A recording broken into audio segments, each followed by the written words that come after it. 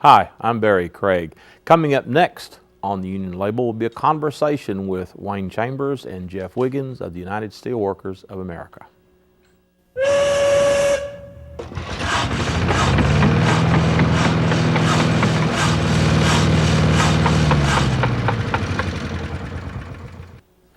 Welcome to the program. We were talking the other day, Wayne, about General Tire, I guess properly Continental General Tire.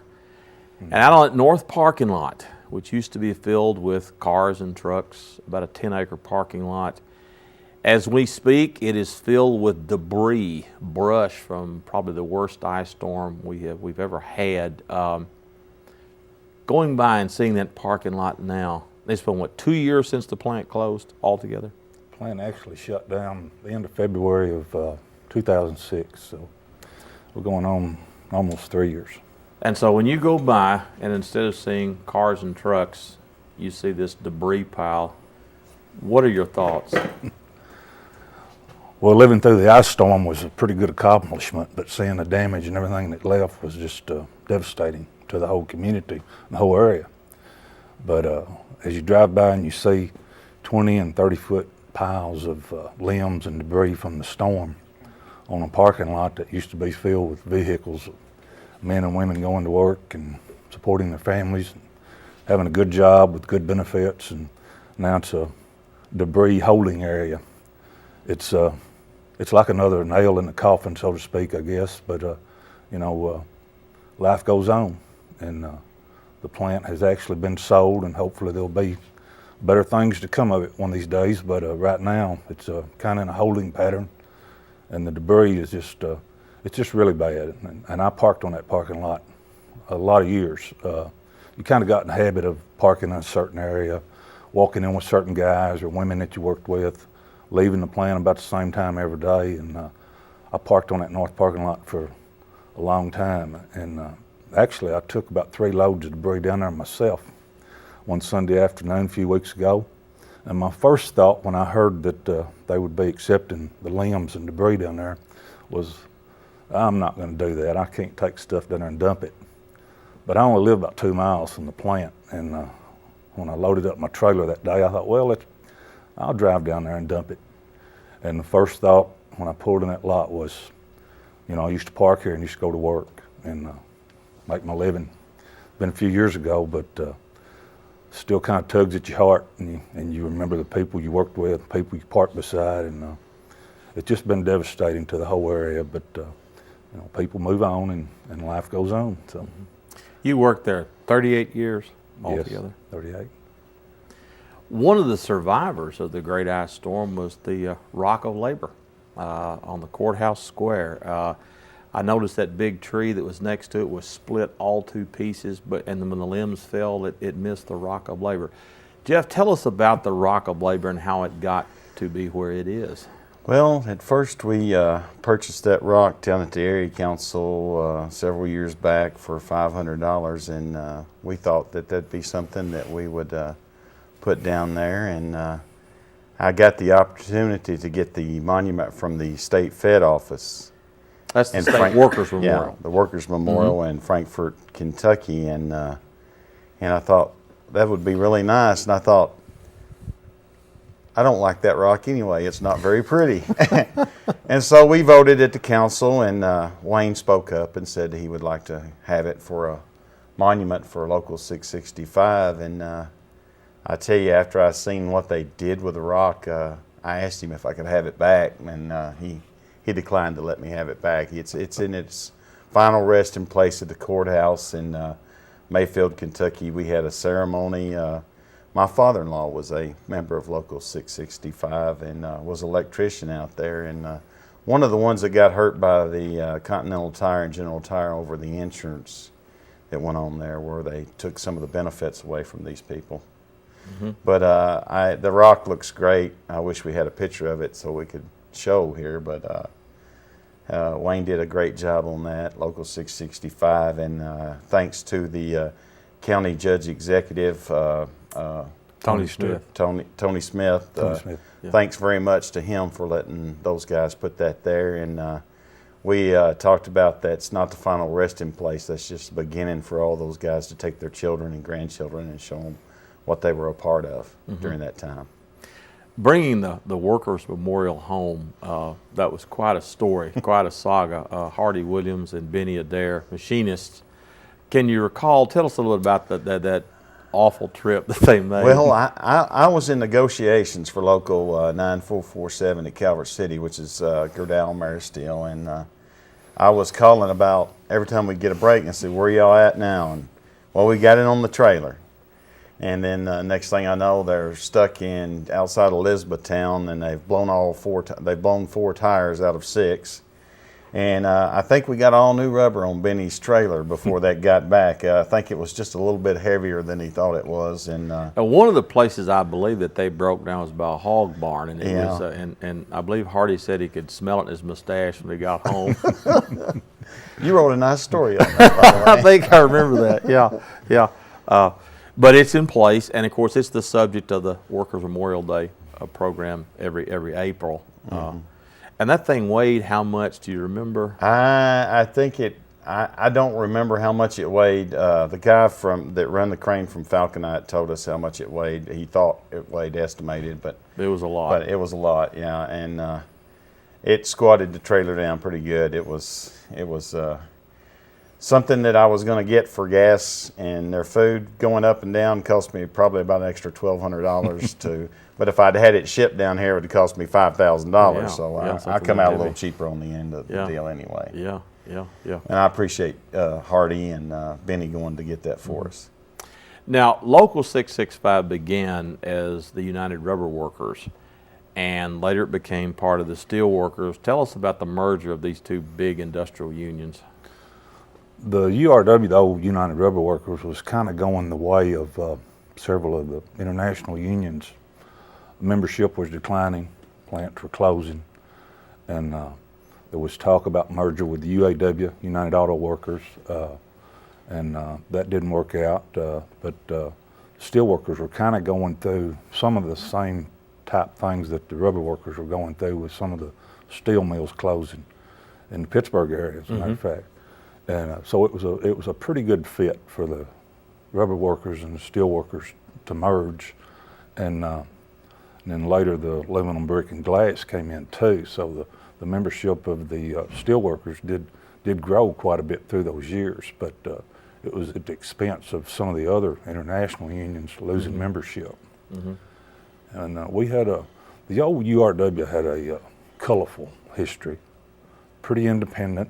Local unions were allowed to pretty well maintain their business and run their locals somewhat independently of the international. The steelworkers had somewhat of a different setup. They had more control from the international and the field rep type reps. But after we got accustomed to the system, it's worked good. We did receive Continental in Mayfield with the plant closure and everything. We did receive a lot of help that a lot of people really didn't know about. Legal help, especially through the lawsuit settlement and everything. There was a lot of help and quite a bit of money spent to help our local out. Going back to the history of the rubber workers, some of the first sit-down strikes in the 30s were by the rubber workers in Akron, although the most famous, of course, is the auto workers at Flint. But it's a very colorful history. Now, Jeff, the steel workers also absorbed other pretty good-sized unions. Yeah, if you ever go by and see the mural on the flood wall, you notice that in the 70s there wasn't a steel worker plant in this area. We had OCAW, we had I think it was International Paper Workers Union. The steelworkers have absorbed quite a few, and the rubber workers, and those were the unions that were most of the industrial unions around here. When we come in town and actually with the steel mill at Calvert City, which was Ohio River Steel, which then became North Star Steel, which is now Gerdau Maristeel. I've been through 3 owners. We were a steelworker unit, and then the mergers had add more to us, like Local 727 out of Calvert City. Then we got 680 out of the paper mill people out of Wickliffe, Kentucky. and we got 550 from the USEC plant, and there's some other small ones. 413 or 416 was HB Fuller and some others. But if you was to sit down, actually our emblem says USW, but the title of our union, it would take about 20 minutes to say all the internationals that are involved, because the actual title of the union is United Paper, Forestry, and Brick and Glass and Rubber, and it goes on and on and on, and steelworkers and the rubber workers went to the United Cork, Linoleum, Plastics, and Rubber Workers. Yes. And of course, even the machinists. It's the International Association of Machinists and Aerospace Workers. Yeah. So a lot of these unions, they have sort of a little short name, but they're actually more than that. Now, we had talked earlier, you all have gotten a SOAR chapter, Steelworkers Retirees Group. Yes, we do. How's that going? It's going fairly well. SOAR is actually an acronym for Steelworkers Organized Association of Retirees. And we started out, we had to have 26 or 27 signatures to obtain a charter. We did that, and then in the last few months we picked up probably that many more, so we're probably 50, in excess of 50, close to 60. And as the word gets out amongst the retirees even more, there'll be more. We've had 2 meetings. This is the approaching the end of February, probably the second week or so in March. We'll be having another meeting, and it seems like each time we get together we pick up some bodies, and there's more interest in it. So and as they learn kind of what we're going to be about, staying in touch and keeping them informed as to what's going on, there'll be more members come in.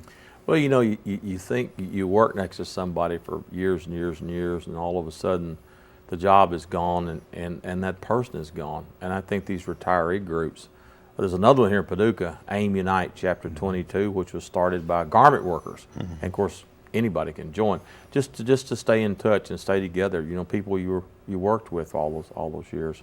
Well, now this chapter, could any steelworker, any retired steelworker join? Yes. Yeah. Yes. Of course, we have others. Jeff mentioned we have other steelworkers in the area, and they're more than welcome to come. Terry Bean, our former local president, is the president of the SOAR chapter.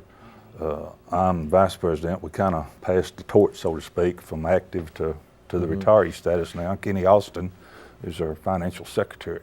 So there's some old blood there that the guys will remember from seeing at union meetings for years. Now, the Union Hall over there on what we call Old 45, have you sold that yet? No, it has not been sold. It was listed with a local broker, stayed on the market through the local broker for about 9 months. Not success. Property's not moving too well right now in Grays County and the area. The country, as a for whole. that matter, yeah. The last I had heard, it would be listed with a national broker to try to obtain more visibility for it, but there has not been much interest in it right now. I still work out of the hall on a part-time basis as a independent pension insurance rep for the retirees, paid by the International part-time to do that. So I do still have access to the hall, and that's been a blessing to our membership. Now, being a retiree, you can still belong to the Western Kentucky Area Council as a delegate. Tell us about how the Area Council works. What exactly is it? It's a place where we can come together, international unions can come together, and we can talk and discuss problems that other locals have and other internationals have, place to come to rally together to support one another, be it contract negotiations, be it a strike, be it anything. Someplace we come together to talk about agendas where we're trying to pass legislation for working families so that people have a better way of life. We're made up of many cultures. ASME, which is the city workers, the county workers, the housing authority. We're made up of the firefighters, which my dad was a member of that local 168. We're made up of machinists. We're made up of steel workers, and hopefully maybe soon we will be reunited with the building and trades. down there. And of course, originally it was the old Paducah Central Labor Union, Central Labor Council. That was out of the building trades way back when. One thing I'd like to ask you all personally, what has the union meant to each of you?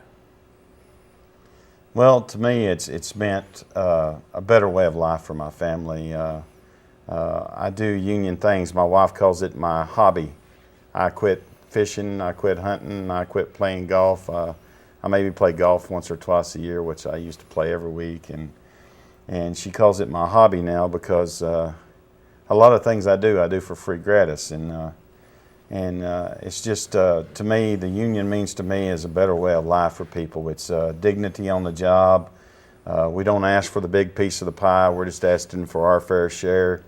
We want our kids to have a decent education, affordable education. We want to have some kind of dignity when you retire. We think that people ought to be able to hold their head up high when they retire from a job and have some kind of benefits to help them on with their twilight years and things. And that's pretty much what the union means to me and what it's done for a lot of people in this area.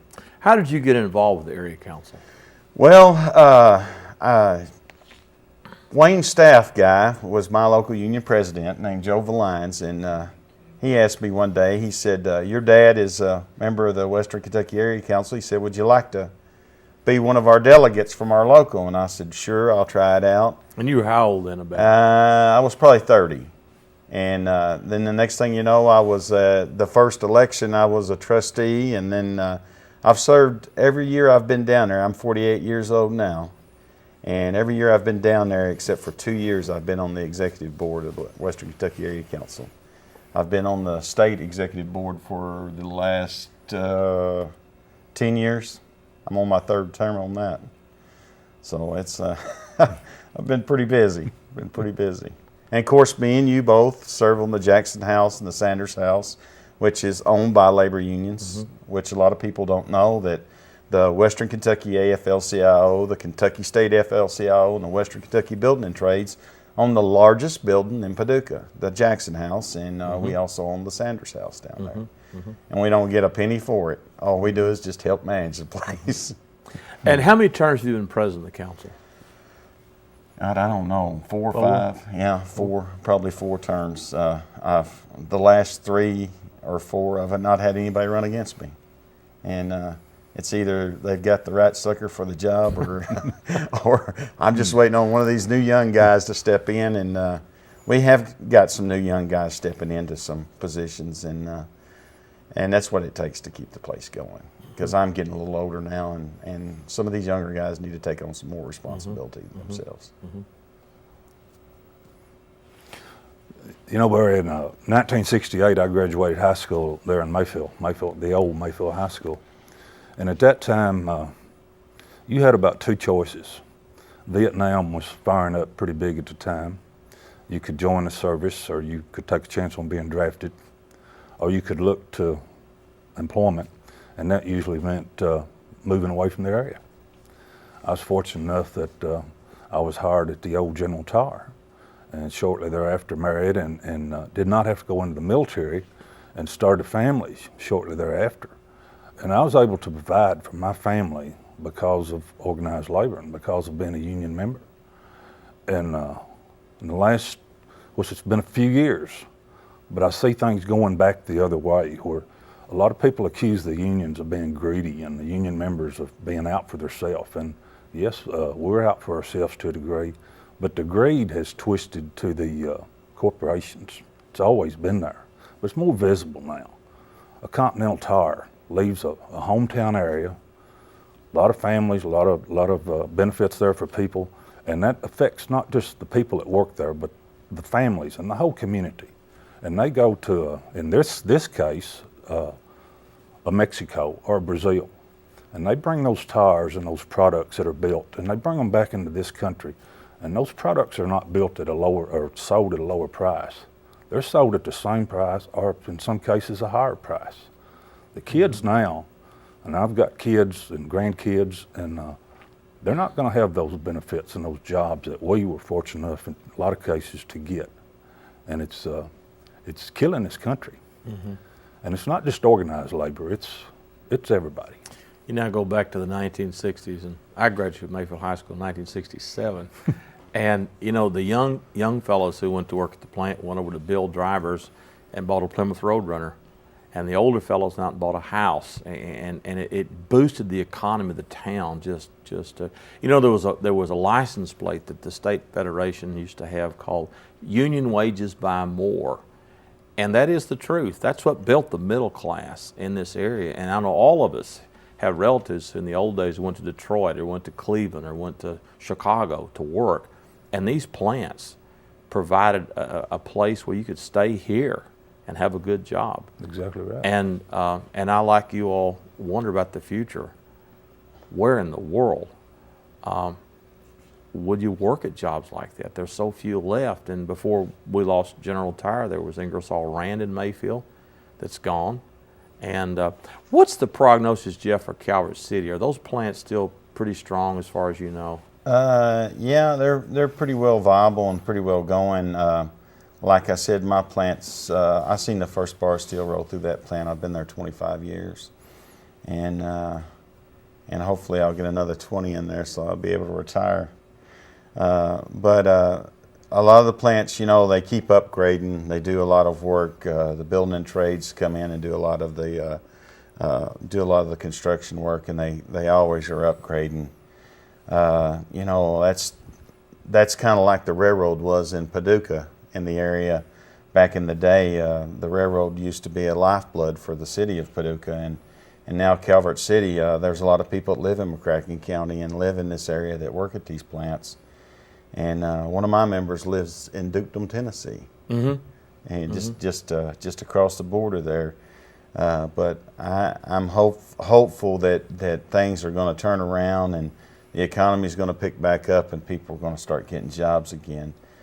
You know, that was a big travesty when we lost all those jobs from the railroad shops years ago from ICG. I mean, we lost thousands of jobs. We lost thousands of jobs from Continental Tire. Oh yeah. I mean, you know, they were the largest local union in this area for a long time. And like your member at Dukedom, there were several at General Tire who lived in Dukedom and places in Tennessee. They were from all over the region. The whole area, Huge McCracken County, numbers. Calvert Yeah. County, Oh, Marshall County. Had yeah. many people that lived in Marshall County. So it wasn't just Mayfield that this thing affected. It was the whole area. I think there is like 550 people that work at Goodyear now that live in Kentucky. At Union City. Yeah, Right. from the Union City plant. This company that's in the plant now, KT something, what exactly are they? From what I've been able to gather, it's called Kentex, which is a shortened for Kentucky, Texas. It's a Texas-based company, and I've been told that this is what they do. They go in and buy up properties, plants that have shut down or are going out of business. They buy them. In some cases, they actually tear the plants down and salvage the material in the plants. That's what I was told they had originally bought our plant for. In some cases, they refurbish them and lease them or sell them. And now I'm hearing that that's more the direction that our plant will take, that there's some interest in some of the warehouse space. There's some interest in some of the other plant. I mean, that is a big building. There's some 55 acres. I think they always said it was under roof, plus 55 parking. acres. 55 acres under roof. So it's a big plant. You probably will not get one employer that would want to come in and use that big a plant, but you may get 2 or 3 or 4 that would want segments of it and be willing to lease it or buy it. So I think that's the direction it's headed. Is all the machinery out of it now? There's some stuff that just was outdated or wore out, that just wasn't any interest in it. There was some companies that bought most of the tire machines, some of the tubers which make the tread, some of the final finish equipment.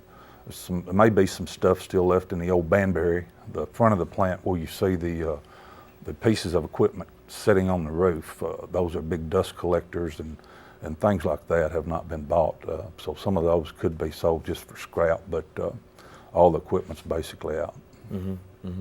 55 acres. I knew it was quite a bit. That's just, and you told me you had actually walked through the plant. It's just you couldn't believe how big it is with all the stuff out of it.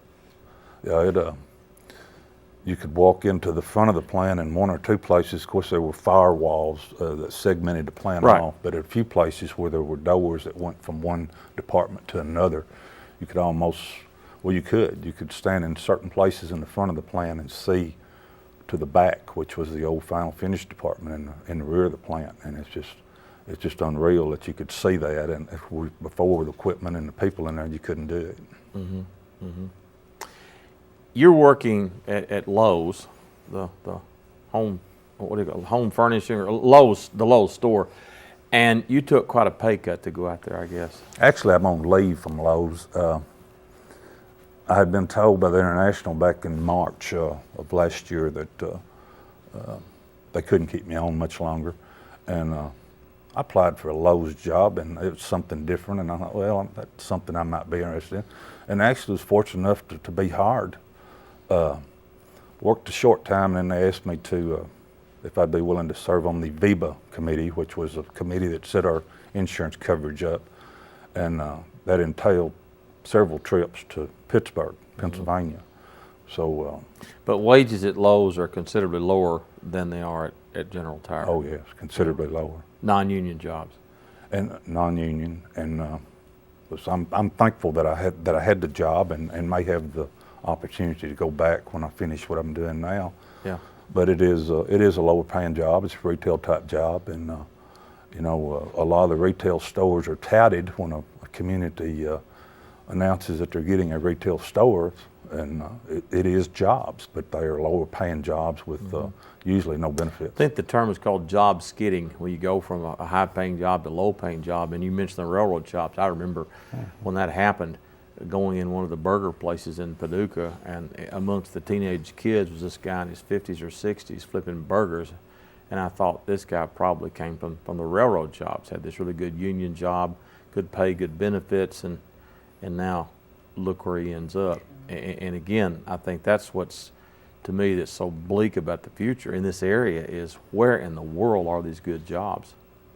I mean, at Continental, we kind of had, I referred to it as actually two workforces. We had an older workforce, which most of the guys and gals, and what I referred to as the older workforce, were either eligible to retire or close to retirement. And then we had a younger workforce, which had hired in, most of them in the late 80s, early 90s. Most of them had 12, 15 years service. No retirement benefits, limited on what insurance benefits they would have if they were laid off from their job. So that was actually a workforce there that could have kept that plant going, could have manned that plant, and they were not given an opportunity to do that. and you all made concessions and offered to make concessions. We had made concessions in 1994, 1997. In 2001, we looked at some stuff, and there could have been some things, we could have looked at, but at that time, Continental was not interested. There could be some other things we could talk about, but unfortunately, I'm being frantically signaled out of time. Thank you for joining us. My guests today were Wayne Chambers and Jeff Wiggins of the Steelworkers. I'm Barry Craig. Please join us next time.